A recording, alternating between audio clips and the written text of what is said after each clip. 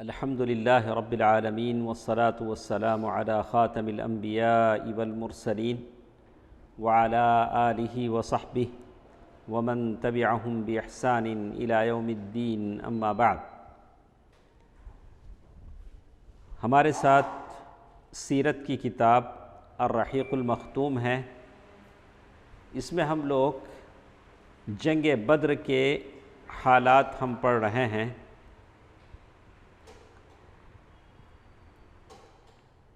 انشاءاللہ آج اسی سے جڑی کچھ باتیں ہمارے ساتھ ہوں گی کہ اللہ کے نبی صلی اللہ علیہ وسلم بدر کے میدان میں 3 دن تک ٹھہرتے ہیں، اور وہاں سے جب واپس ہوتے ہیں تو راستے میں اللہ کے نبی صلی اللہ علیہ وسلم نے کچھ لوگوں کے قتل کا حکم دیا۔ اس میں سے نضر بن حارث تھا، اور اسی طرح عقبہ بن ابی معیط، جن کو اللہ کے نبی صلی اللہ علیہ وسلم نے راستے میں قتل کرنے کا حکم دے دیا، اس لیے کہ دونوں کے دونوں جنگی مجرم تھے، جنہوں نے زندگی بھر اللہ کے نبی صلی اللہ علیہ وسلم کو تکلیف سے، اذیت سے دوچار کیا تھا۔ اللہ کے نبی صلی اللہ علیہ وسلم جب مدینے کے قریب پہنچ رہے ہیں تو مبارکبادی دینے کے لیے بہت ساری جماعتیں مدینے سے نکل رہی ہیں کہ اللہ کے نبی صلی اللہ علیہ وسلم کو فتح مندی کی مبارکبادی دیں۔ تو اسید بن حضیر رضی اللہ عنہ ان لوگوں میں سے تھے جو مدینے میں رہ گئے تھے، جنگ بدر میں شامل نہیں ہوئے تھے۔ انہوں نے سامنے آتے ہوئے کہا کہ اللہ کے نبی صلی اللہ علیہ وسلم، اللہ کی حمد و ثنا ہے جس نے آپ کو کامیابی عطا فرمائی اور آپ کی آنکھوں کو ٹھنڈک بخشی۔ ہم تو یہ سمجھ رہے تھے کہ آپ کا ٹکراؤ دشمن سے نہیں ہوگا، کسی قافلے کا معاملہ ہے۔ اگر ہم یہ سمجھتے کہ آپ دشمن سے مقابلہ کرنے کے لیے جا رہے ہیں تو ہم پیچھے نہیں رہتے۔ کس نے کہا؟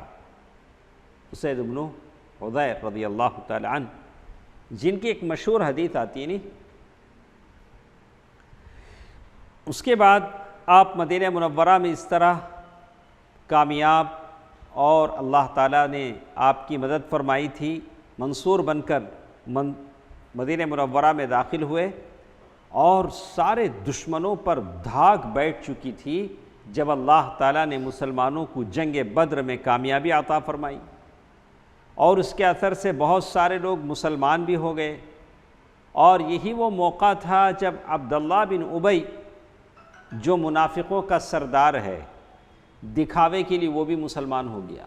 دیکھا کہ مسلمان بدر میں جیت گئے ہیں، اللہ تعالیٰ نے فتح مندی اور شوکت عطا فرمائی ہے، تو عبداللہ بن ابی جیسا منافق بھی کیا ہو گیا، نام کے لیے ہی صحیح کیا ہو جائیں، مسلمان ہو جائیں، تاکہ اپنی ساری چیزیں بچ جائیں۔ آپ صلی اللہ علیہ وسلم جب مدینہ منورہ پہنچے تو ایک دن بعد پیچھے سے وہ سارے قیدی لائے گئے جو بدر کے میدان میں قید ہوئے تھے۔ اللہ کے نبی صلی اللہ علیہ وسلم نے سارے صحابہ میں ان قیدیوں کو تقسیم کر دیا، اور وصیت بھی کر دی، تاکید کر دی کہ دیکھو قیدیوں کے ساتھ اچھا معاملہ کرو۔ یہ اسلام ہے جو قیدیوں کے ساتھ اچھا معاملہ کرنے کا حکم دیتا ہے۔ آج کے زمانے میں ہم دیکھتے ہیں کہ کتنے ایسے قیدی ہیں جو جیلوں میں مار دیے جاتے ہیں، جیلوں میں ان کی جان نکل جاتی ہے، ان پر ظلم و ستم کے اتنے پہاڑ ٹوٹے جاتے ہیں کہ اپنے مجرم ثابت ہونے سے پہلے وہ موت کے گھاٹ اتار دیے جاتے ہیں۔ لیکن اللہ کے نبی صلی اللہ علیہ وسلم ہیں، جب یہ وصیت اللہ کے نبی صلی اللہ علیہ وسلم نے کی تو صحابہ کرام کا حال یہ تھا کہ قیدیوں کو روٹی کھلاتے تھے۔ حالانکہ روٹی بہت بھاری چیز تھی، وہ زمانے میں کسی کو کھانے کو ملتی نہیں تھی، لیکن خود تو کھجور کھاتے تھے۔ کھجور وہاں عام طور سے مل جاتا تھا، خود کھجور کھاتے تھے، جو معمولی سی چیز تھی وہ زمانے میں مدینے میں، لیکن روٹی بہت ہی نایاب، بہت ہی گراں چیز تھی، قیمتی چیز تھی، جو قیدیوں کو کھلاتے تھے۔ یہ صرف اللہ کے نبی صلی اللہ علیہ وسلم کی وصیت اور تاکید کی وجہ سے تھا کہ قیدیوں کے ساتھ اچھا معاملہ کیا جائے۔ اس کے بعد ایک اور چیز جو شیخ نے ایک باب یہاں باندھا ہے، قیدیوں کا قضیہ، قیدیوں کا معاملہ، کہ ان قیدیوں کے ساتھ کیا کیا جائے۔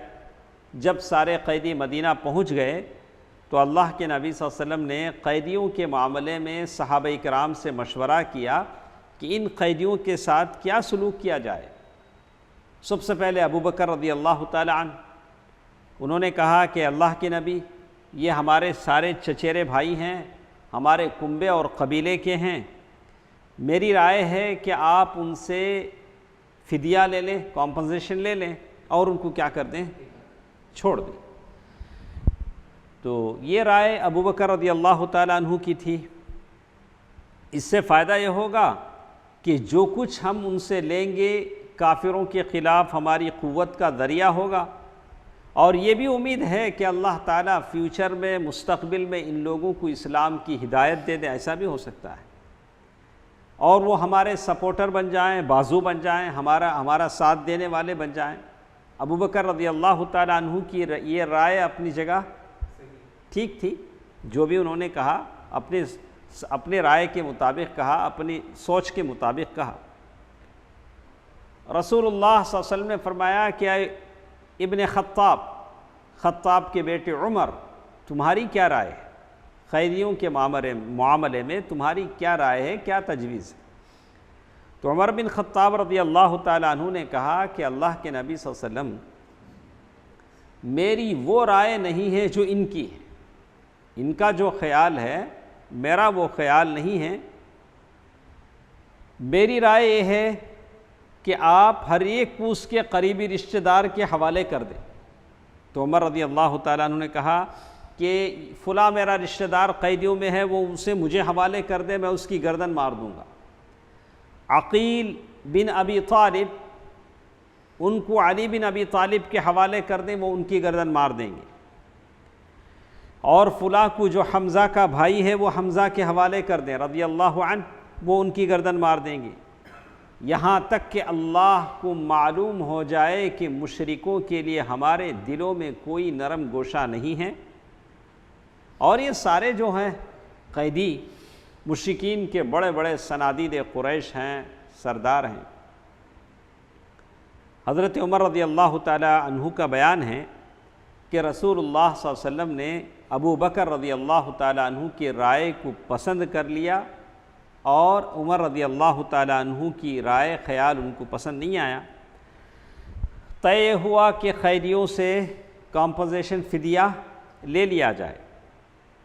اس کے بعد جب اگلا دن آیا، دوسرا دن ہوا، تو عمر رضی اللہ تعالی عنہ فرماتے ہیں کہ میں صبح ہی رسول اللہ صلی اللہ علیہ وسلم اور ابو بکر کی خدمت میں حاضر ہوا، دیکھا کہ دونوں بے تحاشا رو رہے ہیں۔ کون؟ ابو بکر اور اللہ کے نبی صلی اللہ علیہ وسلم۔ اگر مجھے بھی رونے کی وجہ ملی تو روؤں گا، مجھے نہیں معلوم کہ دونوں کیوں رو رہے ہیں، اور اگر نہ مل سکی تو آپ لوگ رونے کی وجہ مجھے بھی بتائیں۔ عمر رضی اللہ تعالیٰ عنہ نے کہا کہ مجھے نہیں معلوم کہ آپ دونوں کیوں رو رہے ہیں، مجھے بتائیں کہ کیوں رو رہے ہیں۔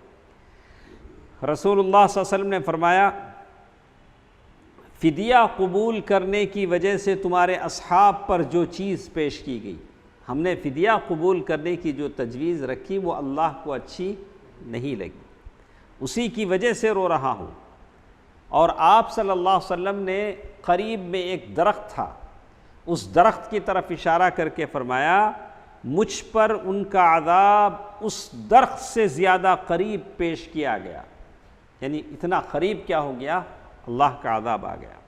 اللہ تعالیٰ نے یہ آیت نازل فرمائی، ما كان لنبي أن يكون له أسرى حتى يثخن في الأرض تريدون عرض الدنيا والله يريد الآخرة والله عزيز حكيم لولا كتاب من الله سبق لمسكم فيما أخذتم عذاب عظيم۔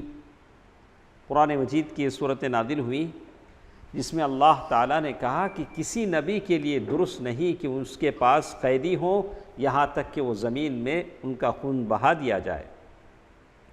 تم لوگ دنیا کا سامان چاہتے ہو اور اللہ آخرت کا سامان چاہتا ہے، اور اللہ تعالیٰ غالب اور حکمت والا ہے۔ اگر اللہ تعالیٰ کی طرف سے نوشتہ سبقت نہ کر چکا ہوتا، اگر اللہ تعالیٰ پہلے ایک بات بیان نہ کر چکے ہوتے تو تم لوگوں نے جو کچھ لیا ہے اس پر تم کو سخت عذاب آ پکڑ لیتا۔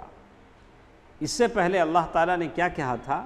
اس سے پہلے اللہ تعالیٰ کی آیت تھی جس میں اللہ تعالیٰ نے کہا فَإِمَّا مَنًّا بَعْدُ وَإِمَّا فِدَاءً، یعنی مشرکین کو جنگ میں قید کرنے کے بعد یا تو احسان کرو یا فدیہ لے لو۔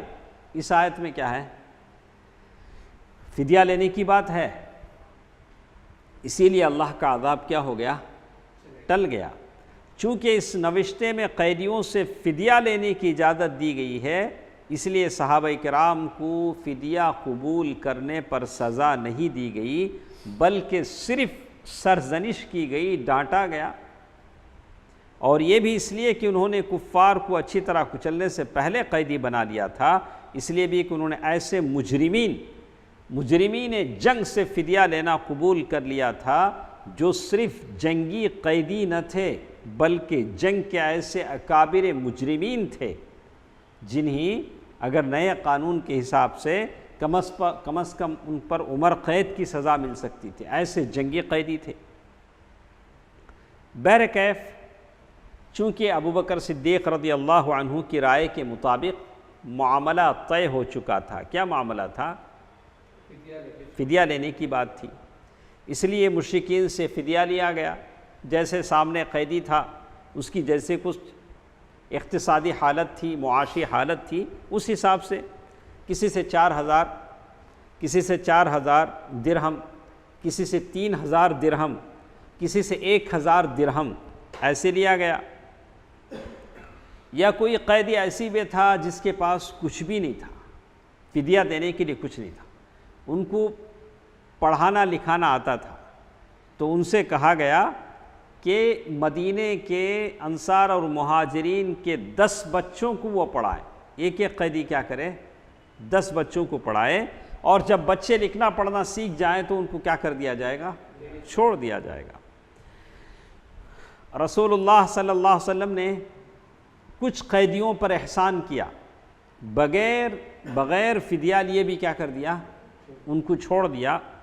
ان لوگوں میں سے مطلب بن حنطب، سیفی بن ابی رفاعہ اور ابو عزہ جمحی کے نام آتے ہیں، لیکن یہ آخری جو آدمی ہیں ابو عزہ جمحی، اس کو جنگ احد میں قید کر کے قتل کر دیا گیا۔ اور اسی طرح کچھ لوگ ہیں جس کی وجہ سے اللہ کے نبی صلی اللہ علیہ وسلم کے داماد زینب رضی اللہ تعالی عنہا کے شوہر ابو العاص ہیں، ان کو بھی بغیر فدیے کے چھوڑ دیا گیا، لیکن یہ شرط لگائی گئی کہ وہ زینب رضی اللہ تعالی عنہا کی ہجرت میں رکاوٹ نہیں ڈالیں گے۔ وہ مکہ واپس جا کر زینب رضی اللہ تعالی عنہا کو چھوڑ دیں گے کہ وہ مدینہ آئیں۔ اس کی وجہ یہ ہوئی کیوں اللہ کے نبی صلی اللہ علیہ وسلم نے ابو العاص کس کے شوہر ہیں؟ زینب رضی اللہ تعالی عنہ، کہ اس کی وجہ یہ ہوئی کہ زینب رضی اللہ تعالی عنہ نے ابو العاص کے فدیے کے لیے کچھ مال بھیجا کہ یہ مال لے کر کس کے پاس؟ کون بھیج رہا ہے؟ بیٹی باپ کے پاس بھیج رہی۔ اللہ کے نبی صلی اللہ علیہ وسلم کے پاس زینب رضی اللہ تعالی عنہ کو جب معلوم ہوا کہ ان کے شوہر ابو العاص قید کر لیے گئے ہیں، تو مکے سے بیٹی نے باپ کے پاس فدیہ بھیجا اپنے شوہر کا۔ وہ فدیہ کیا بھیجا؟ مال بھیجا جس میں ایک ہار تھا۔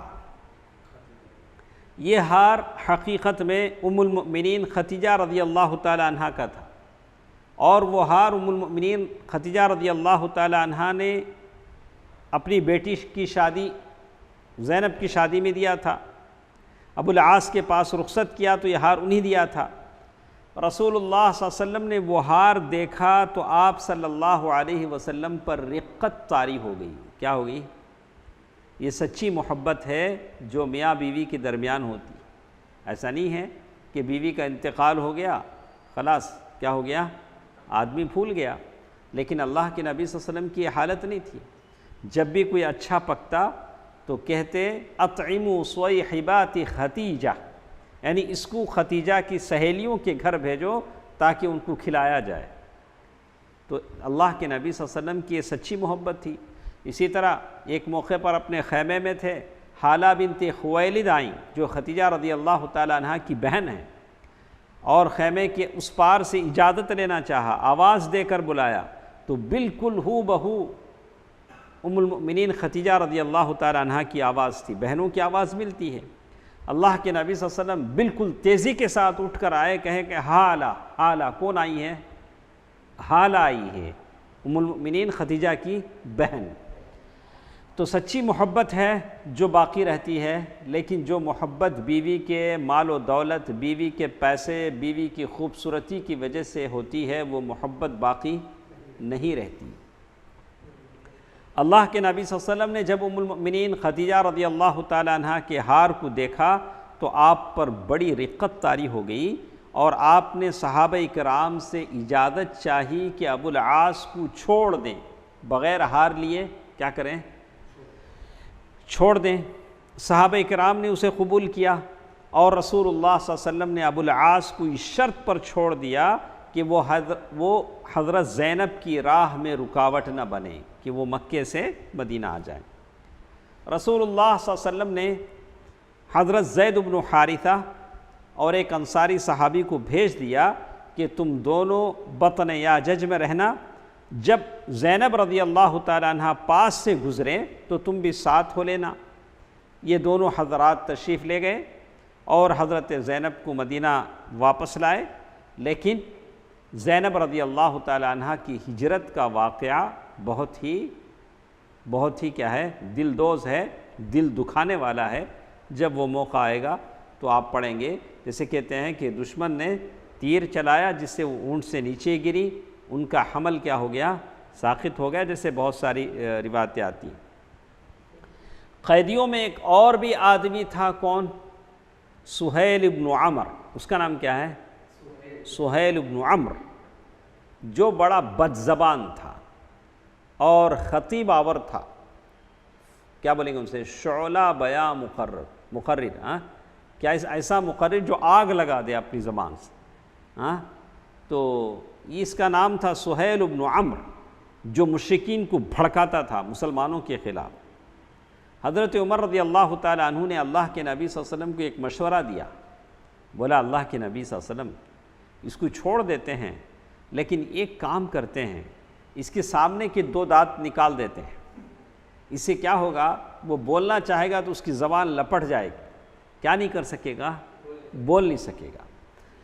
حضرت عمر رضی اللہ تعالیٰ عنہ نے کہا کہ اللہ کے رسول، سہیل ابن عمر کے اگلے 2 دانت توڑوا دیجیے، اس کی زبان لپٹ جایا کرے گی اور وہ کسی جگہ خطیب بن کر آپ کے خلاف کھڑا نہیں ہو سکے گا۔ مشورہ اچھا ہے نہیں؟ اچھا ہے۔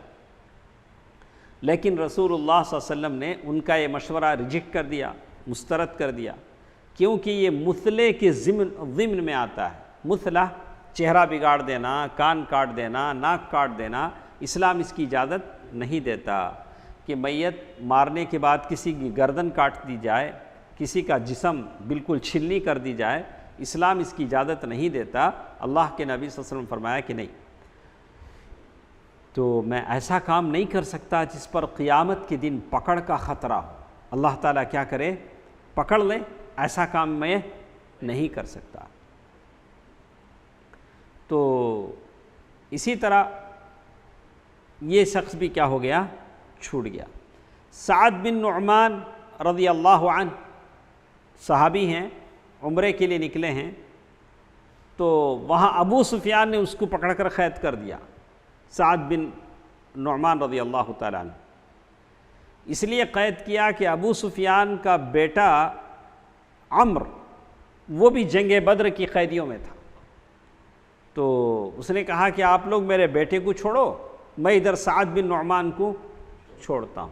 اس طرح سے وہ بھی کیا ہو گیا، وہ چھوڑ دیا گیا۔ تو اس سلسلے میں اس سارے واقعے پر قرآن کریم کا تبصرہ ہے سورۃ انفال، جس میں بہت ساری باتیں جنگ بدر کے مال غنیمت کے تعلق سے ہوئی۔ تو بتایا گیا کہ اس سورہ انفال میں بہت ساری باتیں مسلمانوں کی تعلیمات کے لیے بھی بیان کی گئی کہ سب سے پہلی چیز سورۃ انفال میں مسلمانوں کی کوتاہیوں، کمزوریوں اور اخلاقی کمزوریوں کی طرف توجہ مبذول کرائی گئی کہ ان کمزوریوں سے لوگ کیا ہو جائیں، پاک ہو جائیں۔ جب ہم دشمن سے مقابلہ کرنا چاہتے ہیں تو ہمارے اندر کسی طرح کی کوتاہی، اخلاقی کمزوری کیا نہ ہو، ہرگز نہ ہو۔ آج مسلمانوں کی حالت یہ ہے کہ دشمن طاقتور ہے لیکن ہم لوگ اخلاق میں کمزور ہیں، دین میں کمزور ہیں، ہر چیز میں ہم کیا ہیں، کمزور ہیں۔ ہماری مسجدیں خالی ہیں لیکن چاہتے ہیں کہ مسلمانوں پر ہم فتح مندی حاصل کریں، ہو سکتا ہے؟ نہیں ہو سکتا۔ تکلیف کے وقت، مصیبت کے وقت آدمی اللہ تعالیٰ کی طرف دوڑے، فَفِرُّوا إِلَى اللَّهِ، اللہ تعالیٰ کی طرف جائے تاکہ اسے کیا مل سکے، مدد مل سکے، نصرت مل سکے۔ اس کے بعد اس فتح میں اللہ تعالیٰ کی تائید اور غیبی مدد شامل تھی۔ جنگ بدر میں کیا اللہ کی تائید اور غیبی مدد شامل تھی؟ آسمان سے فرشتے آئے تھے، اس کا ذکر اللہ تعالیٰ نے فرمایا، اور اس کا مقصد یہ تھا کہ مسلمان اپنی شجاعت اور بصالت کے فریب میں دھوکے میں نہ آ جائیں، جس کے نتیجے میں ان کی طبیعتوں میں غرور اور تکبر آ جائے، بلکہ مسلمان ہر حالت میں اللہ تعالیٰ پر توکل کریں، بھروسہ کریں اور اللہ کے نبی صلی اللہ علیہ وسلم کی اطاعت میں لگے رہیں۔ پھر اسی صورت میں اللہ تعالیٰ نے بلند اغراض و مقاصد کا تذکرہ کیا جن کے لیے رسول اللہ صلی اللہ علیہ وسلم نے اس خوفناک معرکے میں قدم رکھا تھا، اور پھر کچھ اخلاقی باتیں بتائی گئیں جس کی وجہ سے مسلمانوں کو اللہ تعالیٰ فتح مندی نازل کرتے ہیں۔ پھر مال غنیمت کے اصول سمجھائے گئے، کس صورت میں؟ سورۃ انفال میں ساری باتیں بتائی گئیں، اور اسی طرح کچھ اور باتیں جس میں کہتے ہیں جنگ اور صلح کے قوانین بتلائے گئے تاکہ مسلمانوں کی جنگ اور اہل جاہلیت کی جنگ میں فرق ہو جائے۔ اہل جاہلیت کی جنگ الگ تھی، مسلمانوں کی جنگ الگ ہے، اور اخلاق و کردار کے میدان میں مسلمانوں کو برتری حاصل رہے اور دنیا اچھی طرح جان لے کہ اسلام محض ایک آئیڈیالوجی نہیں بلکہ وہ جن اصولوں اور ضابطوں کی طرف بلاتا ہے ان کے مطابق اپنے ماننے والوں کی عملی تربیت بھی کرتا ہے۔ اسلام صرف چند خیالوں کا مجموعہ نہیں ہے، اسلام اپنے ماننے والوں کی تربیت کرتا ہے کہ کیسے وہ اچھے اخلاق والے بنیں اور کسی کو تکلیف نہ دیں، سامنے والے کو نقصان نہ پہنچائیں۔ یہ ساری باتیں اسلام کی ہیں۔ اس کے بعد بہت سارے واقعات ہوئے، جیسے شیخ نے یہاں لکھا صفحہ نمبر 317 پر، اردو کتاب ہمارے ساتھ ہے، متفرق واقعات ہوئے، اور اللہ کے نبی صلی اللہ علیہ وسلم کو مدینہ آئے ہوئے 2 سال کا عرصہ گزرا تھا، 2 سن ہجری کی بات تھی۔ رمضان کا روزہ اور صدقہ فطر فرض کیا گیا، اور زکوٰۃ کے مختلف نصاب کی تفصیلاً تعین کی گئی کہ اونٹوں میں کتنا زکوٰۃ دینا ہے، بکری میں کتنا زکوٰۃ دینا ہے، سونے میں کتنا زکوٰۃ ہے، چاندی میں کتنا زکوٰۃ ہے۔ یہ ساری باتیں مدینہ آنے کے 2 سال کے بعد طے ہوئی۔ صدقہ فطر کی فرضیت اور زکوٰۃ کے نصاب کے تعین سے اس بوجھ اور مشقت میں بڑی کمی آ گئی، جس سے فقراء اور مہاجرین کی ایک بڑی تعداد دوچار تھی۔ جب زکوٰۃ کے نصاب کا تعین ہو گیا تو فقراء، مہاجرین و انصار کی بڑی مدد ہو گئی اللہ تعالیٰ نے ان کے لیے، کیونکہ رزق حاصل کرنے کے لیے زمین میں دوڑ دھوپ وہ کرتے تھے، اور وہاں اتنے امکانیات نہیں تھے کہ وہ لوگ اپنی روزی روٹی کا بندوبست کر سکیں۔ اسی طرح ایک اور بات جو ہم سمجھ سکتے ہیں کہ پہلی مرتبہ مسلمانوں نے عید منائی۔ عید کیسے رہتی ہے؟ مدینہ آئے ہیں، ایک اسلامی مملکت بن گئی ہے، حقیقت میں ابھی مسلمانوں کو عید کی صحیح خوشی ملی تھی، عید کی صحیح خوشی ملی تھی۔ پہلی عید منائی وہ شوال 2 سن ہجری کی عید تھی، جو جنگ بدر فتح مبین کے بعد پیش آئی تھی۔ یہ ایک جنگ میں کامیابی کی خوشی، دوسری عید کی خوشی۔ کتنی خوشگوار تھی یہ عید سعید، جس کی سعادت اللہ تعالیٰ نے مسلمانوں کے سر پر فتح و عزت کا تاج رکھنے کے بعد عطا فرمائی تھی۔ ایک طرف بدر کی جیت، دوسری طرف عید کی خوشی۔ اور اسی لیے کہتے ہیں کہ کتنا ایمان افروز تھا وہ منظر، عید کی نماز کا وہ منظر، جسے مسلمان اپنے گھروں سے نکل رہے تھے تکبیر کہتے ہوئے، اللہ اکبر پڑھتے ہوئے، اور سبحان اللہ الحمدللہ کے نعرے لگاتے ہوئے میدان میں جا کر عید کی نماز مسلمانوں نے ادا کی۔ یہ پہلی عید تھی نا، شاید مکے میں یہ آزادی نہیں تھی، مدینہ آنے کے بعد دوسرے سال مسلمانوں نے اتنی خوشی کے ساتھ، اتنی آزادی کے ساتھ عید کی نماز منائی۔ اس وقت حالت یہ تھی کہ مسلمانوں کے دل اللہ کی دی ہوئی نعمتوں اور اس کے سپورٹ اور اس کی تائید کے سبب اس کے رحمت و رضوان کے شوق سے لبریز تھے، اور اللہ تعالیٰ کی طرف پوری طرح جھکے ہوئے تھے، اور مسلمانوں کی پیشانیاں شکر سے بھری ہوئی تھیں اور شکر کے لیے جھکی ہوئی تھیں۔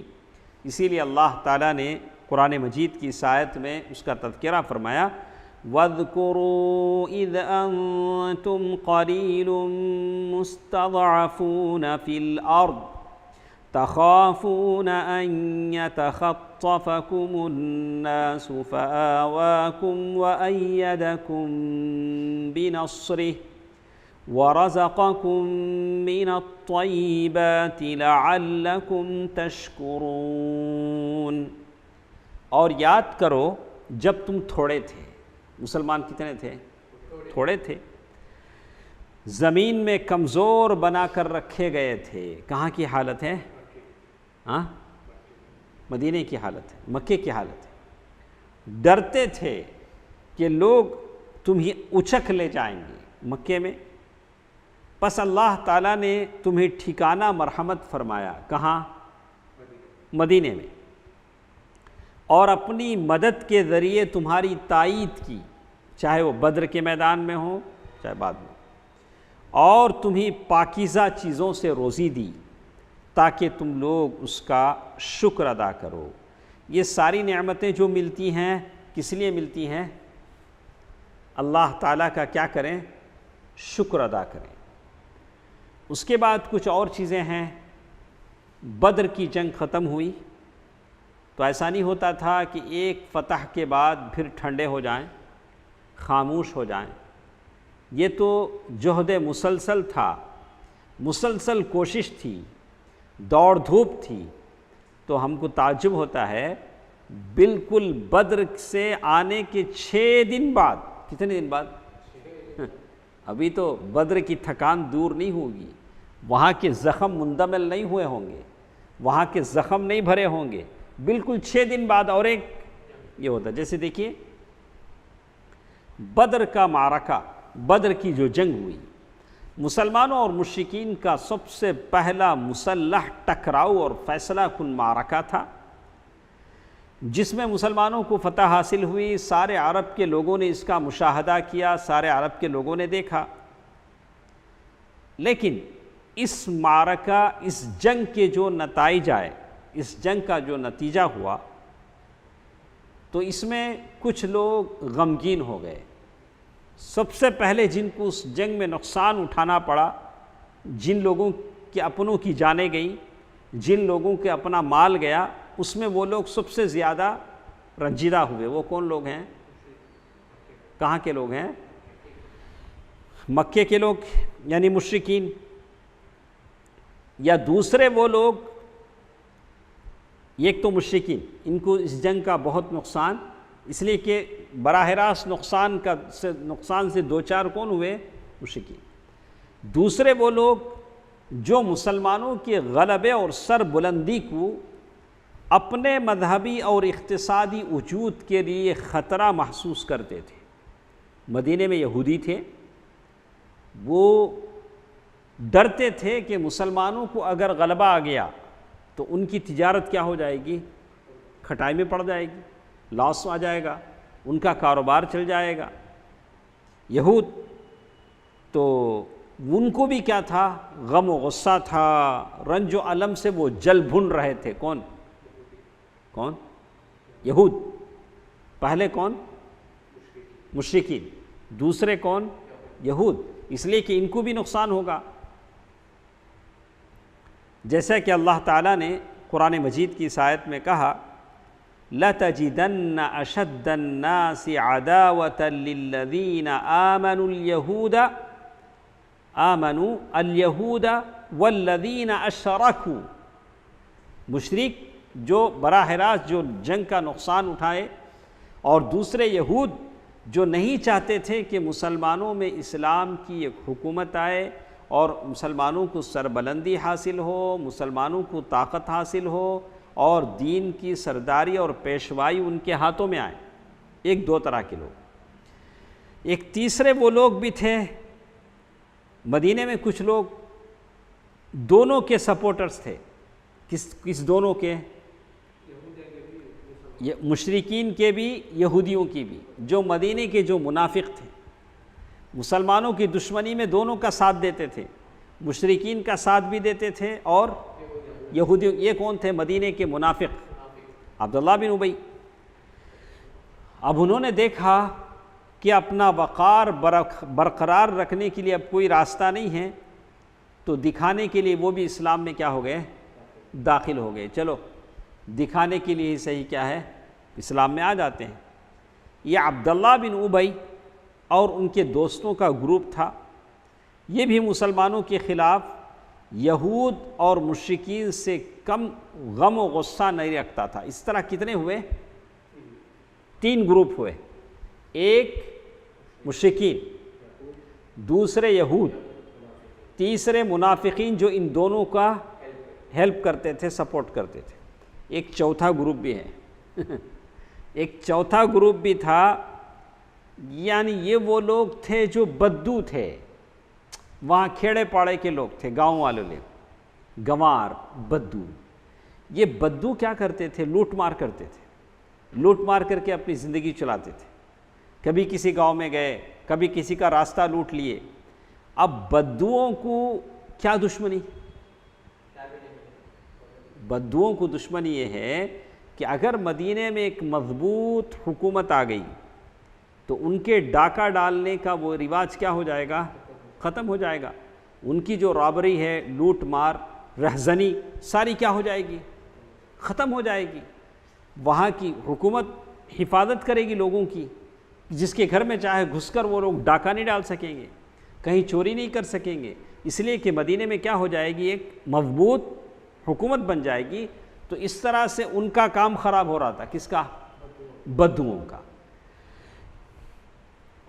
وہ بدو جو مدینے کے آس پاس رہتے تھے، انہیں کفر و اسلام سے کوئی دلچسپی نہیں تھی، ان کو اسلام سے، کفر سے کوئی لینا دینا نہیں تھا، لیکن ان کا پرابلم کیا تھا؟ وہ لٹیرے تھے، رہزن تھے، رابری کرتے تھے، راستہ چلتے لوگوں کو لوٹ لیتے تھے۔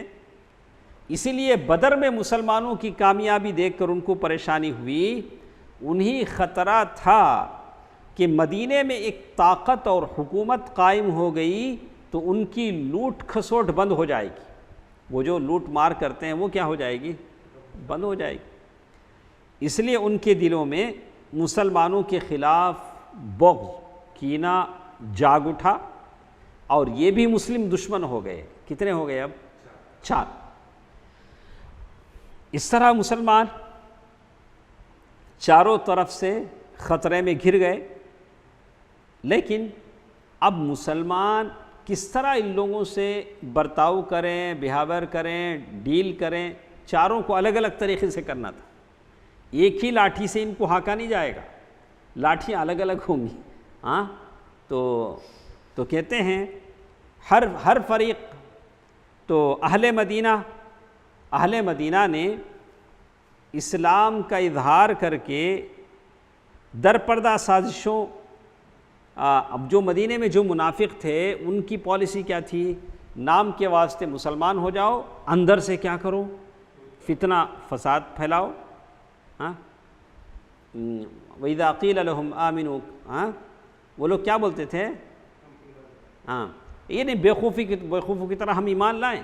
وَإِذَا لَقُوا الَّذِينَ آمَنُوا قَالُوا آمَنَّا، اور مسلمانوں کے ساتھ آتے تو کہتے کہ ہم آپ کے ساتھ ہیں۔ وَإِذَا خَلَا بَعْضُهُمْ إِلَىٰ بَعْضٍ، لیکن اب اپنے لوگوں کے ساتھ جاتے تو کہتے کہ ہم آپ کے ساتھ ہیں۔ تو یہ منافقوں کی عادت تھی۔ تو اور کہتے ہیں، اور دوسری طرف مکے کے جو مشرک تھے انہوں نے دھمکیاں دینی شروع کی تھی۔ کیا کر دیا تھا؟ دھمکیاں دینی شروع کی، اور بدلہ لینے کا کھلم کھلا اعلان کر دیا کہ بدر میں تم نے ہمیں نقصان پہنچایا، اس کا بدلہ ہم دے کر رہیں گے۔ اور بالکل کھلے طور سے جنگ کی تیاریاں انہوں نے شروع کر دی۔ کون؟ مکے کے لوگ۔ اور وہ لوگ بالکل ایک سال کے اندر ہی، جیسے کہتے ہیں سال بھر کے بعد عملی طور سے پریکٹیکل انہوں نے مدینے کی چار دیواری کی طرف چوڑ دوڑائے اور پھر احد کی جنگ برپا کر دی۔ مکے کے لوگ ایسے تھے۔ تو ان خطرات سے نمٹنے کے لیے کن لوگوں سے خطرات تھے؟ چار لوگوں سے خطرات تھے۔ ان خطرات سے نمٹنے کے لیے اللہ کے نبی صلی اللہ علیہ وسلم نے بہت سارے اقدامات کیے۔ ایک اچھے قائد، اللہ کے نبی صلی اللہ علیہ وسلم ایک عبقری شخصیت تھے، تو اللہ کے نبی صلی اللہ علیہ وسلم نے ایسی پالیسیاں بنائیں، ایسے اصول اور قوانین بنائے کہ ان چاروں سے نمٹا جائے۔ تو اللہ کے نبی صلی اللہ علیہ وسلم نے ایک مختصر خاکہ اس کے لیے پیش کیا۔ تو اس میں بہت ساری چیزوں کا انہوں نے ذکر کیا ہے، صرف ایک چیز کا ذکر ہم سن لیتے ہیں۔ یہ ہے غزوہ بنی سلیم، جو قدر ایک جگہ کا نام ہے، وہاں ایک غزوہ پیش آیا۔ غزوہ ایسے کہ غزوہ بدر کے بعد اللہ کے نبی صلی اللہ علیہ وسلم کو اطلاع دینے والوں نے اطلاع دیا کہ قبیلہ غطفان کی شاخ بنو سلیم مدینے پر حملہ کرنے کے لیے پریپیئر ہو رہے ہیں۔ اللہ کے نبی صلی اللہ علیہ وسلم کو آ جاتی تھی اطلاع، اور فوج جمع کر رہے ہیں۔ تو اس کے جواب میں، اس سے پہلے کہ وہ لوگ مدینے پر آ کر حملہ کرتے، اللہ کے نبی صلی اللہ علیہ وسلم نے 200 صحابہ کے ساتھ خود جا کر ان پر کیا کیا؟ حملہ کیا۔ اچانک دھاوا بول دیا اور مقام قدر میں ان کے گھروں تک جا پہنچے۔ تو بنو سلیم کے لوگ اچانک اس حملے سے بھگدڑ مچ گئی، پریشان ہو گئے، اور افراتفری کے عالم میں بھاگ گئے۔ بھاگتے بھاگتے 500 اونٹ چھوڑ گئے۔ بھاگ تو گئے لیکن اپنے اونٹ کیا کیے؟ وہ کتنے تھے؟ 500 اونٹ، جن پر مدینے کے لشکر نے قبضہ کر لیا، اور رسول اللہ صلی اللہ علیہ وسلم نے اس کا 5واں حصہ، مال غنیمت کا خمس، 5واں حصہ نکال کر باقی سارا اسلامی لشکر میں تقسیم کر دیا۔ تو ہر اس میں 2 اونٹ آئے۔ کتنے؟ ہر ایک صحابی کو کتنے ملے؟ 2 اونٹ ملے۔ اس غزوے میں ایک غلام بھی ملا جس کا نام یسار تھا، جسے آپ صلی اللہ علیہ وسلم نے آزاد کر دیا۔ کیا کر دیا؟ چھوڑ دیا۔ اس کے بعد اللہ کے نبی صلی اللہ علیہ وسلم 3 دن تک وہاں رہے، جیسے اللہ کے نبی صلی اللہ علیہ وسلم کا معمول تھا۔ جب بھی کسی جنگ میں فتح مندی ہوتی، اللہ کے نبی صلی اللہ علیہ وسلم وہاں کیا کرتے؟ 3 دن قیام کرتے۔ اس کے بعد اللہ کے نبی صلی اللہ علیہ وسلم مدینہ واپس آئے۔ یہ جو غزوہ ہے، اس غزوے کا نام غزوہ بنی سلیم، جو قدر کے مقام پر پیش آیا تھا، تو وہ بدر سے واپسی کے صرف 7 دن بعد پیش آیا۔ کتنے دن؟ 7 دن۔ ہاں، کئی صحابہ شہید ہوئے ہیں، کئی صحابہ زخمی ہوئے ہیں، ہاں، ابھی بہت سارے معاملے طے کرنے ہیں۔ اللہ کے نبی نے یہ نہیں کہا کہ چلو جانے دو، چھوڑو، ابھی ہم تھکے ہوئے ہیں۔ 7 دن بہت مختصر دن ہے، اتنی بڑی جنگ ہوئی، اللہ کے صرف 7 دن بعد اس غزوے کے دوران سبع بن عرفہ یا عبداللہ ابن ام مکتوم کو اللہ کے نبی صلی اللہ علیہ وسلم نے مدینے کا انتظام سونپا اور خود غزوے میں چلے گئے۔ اس کے بعد انشاءاللہ کل کے درس میں ہمارے ساتھ ایک اور بات ہے کہ ان حالات میں اللہ کے نبی صلی اللہ علیہ وسلم کے قتل کی سازش کی گئی۔ پہلے ایک مرتبہ ہجرت سے پہلے اللہ کے نبی صلی اللہ علیہ وسلم کو قتل کرنے کی سازش کی گئی۔ دوبارہ صفوان بن امیہ نے عمیر بن وہب اس کے ذریعے سے اللہ کے نبی صلی اللہ علیہ وسلم کو قتل کرنے کی سازش کی۔ اس کا ذکر انشاءاللہ کل کے درس میں ہم سنیں گے۔ اللہ تعالیٰ جو بھی ہم سنتے ہیں اس پر عمل کرنے کی توفیق دے، جو اس میں قابل عمل باتیں ہیں۔ اللہ تعالیٰ پیارے نبی صلی اللہ علیہ وسلم کی سنت کی مکمل تابعداری پیروی کرنے کی توفیق دے، آمین۔ والسلام علیکم ورحمۃ اللہ وبرکاتہ۔